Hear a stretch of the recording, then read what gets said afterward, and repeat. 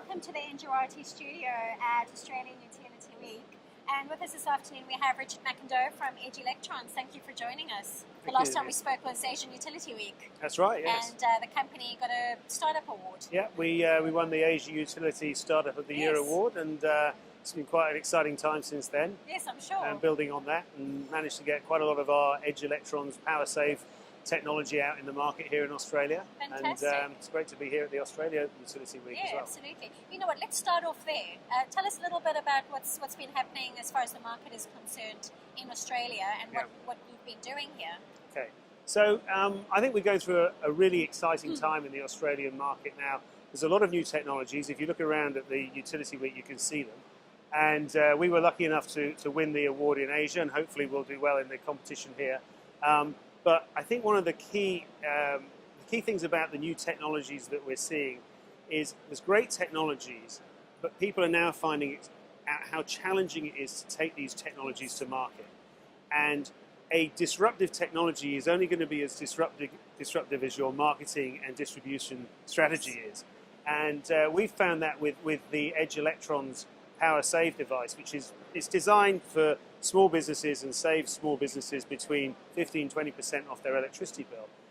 The adoption of that by the larger retailers has been really quite slow. So we've started to go through different channels, smaller startup retailers, energy brokers, direct sales, exploring different and disruptive channels to market, because getting this stuff to market is the real challenge. Okay. The challenges in Australia, do you find that they are perhaps in the market, or are they perhaps sort of a bit more different from what you're seeing around the world, or they're quite similar in nature? No, I think actually inertia is somewhat endemic in the utility industry globally, actually, Denise. Right. In fact, here in Australia, they're probably faster than elsewhere. If you go to some of the government-owned regulated utilities in Asia and Europe and even over in the States, people move really slowly there. I think Australia is an early adopter, but we are in an industry that it moves at a glacial pace generally. So it's all about having a great technological idea and capability, but then really understanding the market and really understanding how to get into the market and deliver that benefit to the customers. Right. Now, obviously, innovation is playing a major part in this whole technological move, a movement towards all things digital, I suppose. How does Edge Electrons view innovation? What does it mean to your company? Well, we are at Edge Electrons all about innovation and technology innovation. We're taking a 100-year-old industry and looking at what are the challenges for this industry as it moves from having centralized fossil fuel generation to distributed generation and storage. And that's a huge turnaround in the infrastructure and the way this business and industry works. So we're focused at the point of load, at the customer. How can we ensure that the customer only pays for the amount of electricity that they need to run their appliances? Whatever the utility puts onto the network, whatever level of voltage they put on there, we have a device, the eSaver device, which acts like a filter. It filters the electricity so that you only take what you need from the grid to run your appliances. You don't have to take what you're being fed, you only take what you need. And it results in an energy efficiency dividend, a reduction in the electricity that you're using by anywhere between 10 and 15%. Right, okay. Now, this solution has already been adopted, did you say, in Queensland? Yep, so we have... and what has been the response so far there? Okay, so for small businesses, we've got well over 150 units out in Queensland now, and we're seeing those small businesses, people like petrol stations and small schools, Subway restaurants, IGAs, they're getting a payback on their investment of between 18 months and 36 months, which is, for a small business, pretty good. Pretty fast. And for residential customers, we've got 50 units out on solar and non-solar customers. Payback there is anywhere between 2 and 3 years. And saving between 10 and 15% off their electricity bill. That's quite big. And I mean, how have you been received by the energy sector here overall? I mean, as far as the utilities are concerned, how are they looking at this product? What is their reaction? I think the warm and suffocating embrace of the utilities, really. Let's try it and we'll pilot it, and then we'll go for another pilot. yeah, one of my colleagues said these guys have got more pilots than Qantas. Yeah, when are we actually going to see it getting into market? On the other hand, you find smaller startup retailers, people like Mojo, like Sumo, these guys who are really active, really customer focused, saying, I'll take that and I'll give it to my customer now. Because it's going to save the customer energy, it's going to save the money, and it's going to be a trigger for that customer to churn over to be a customer of me at Sumo or Mojo or whatever. It seems to me that this customer centricity and the innovation around serving your customer seems to be setting companies or utilities apart, aren't they? So the adoption of innovation to cater for this new customer with, should I say, customer with new needs and new complex needs. That's quite important, isn't it? I mean, that could be your differentiator at the end of the day, right? Yeah. Well, I think fundamentally, utilities still struggle with the challenge of selling less of their product, which is going to reduce their core revenues.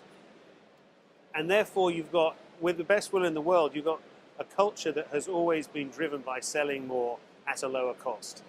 Whereas you have other innovative retailers, whether they're small startup retailers, it could even be Amazon, who are coming into this market, people coming into the market saying, okay, well, how can I interpose myself between the utility and the customer? Now, these guys are not about selling a product, they're about being a retailer to the customer and providing a retail service to customers. So I think that the larger utilities, if they don't move quickly, are going to find themselves challenged not just by small startup retail energy companies, but also by other digital retailers coming into the market and saying, well, electricity and gas is just like selling anything else. It's about providing a customer a good service at a low cost, taking that data from the customer and using that to enhance my product going forward. So I think that's going to be the disruptive distribution channel of the future, definitely. What is the Edge Electrons strategy for Australia and perhaps maybe even New Zealand over the next 5 to 10 years? So I can't look out in 5 to 10 years in this space, because I think the industry is going to move so rapidly. So within the next 3 years, I expect Edge Electrons to have one of our PowerSave units on 20-25% of the small business market in this country. There's 250,000 small businesses in Australia, all of whom will get a payback of 3 years or better from the energy efficiency we deliver. So that's a very simple installation for them. I'd like to see at least 20% of the market for us. And then in terms of residential customers, the technology that we have is so unique in terms of regulating the voltage into your house that rather than picking off 1 or 2 customers, I believe that we can take the networks on a journey where every single customer has a voltage regulation, voltage control unit from Edge Electrons. And that e-saver will save customers 10%, but it will also give the utilities a huge amount of data about the customers, and you'll have control over the customers. They'll be able to control voltage, harmonics, frequency, all these different rather technical aspects of grid management that are being affected by this global change in how electricity is produced and consumed. Fantastic. All right. My final question to you, Richard. What would be your advice to utilities in the space? Or to the startup? Let's talk about the startups first. Any companies that are coming in here, what should they be aware of? I think a startup, the tendency for startups is to talk about their baby and to talk about how beautiful their baby is. Yeah. And we've all got beautiful babies in our own eyes, but actually it's not about people are over-engineering their technology. It's about the customer application. It's about how easy and simple is it for the customer to understand.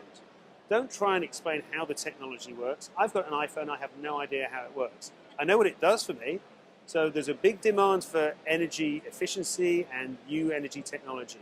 There's a customer base who wants to embrace it, but they don't want to bother about it. They want it to be easy for them to embrace it. Don't overcomplicate it. And then find a distribution channel or work out a distribution strategy that is not going to depend on the adoption by the large utilities. They'll come along if you've got an innovative and disruptive distribution channel and you start capturing their customers, that'll bring them along. But if you go to them and you solely deal with the large utilities, you'll be you'll be suffocated by their warm embrace, but it'll take too long and someone else will overtake you. Finally, a message to the utilities? I think the message to the utilities is just watch out.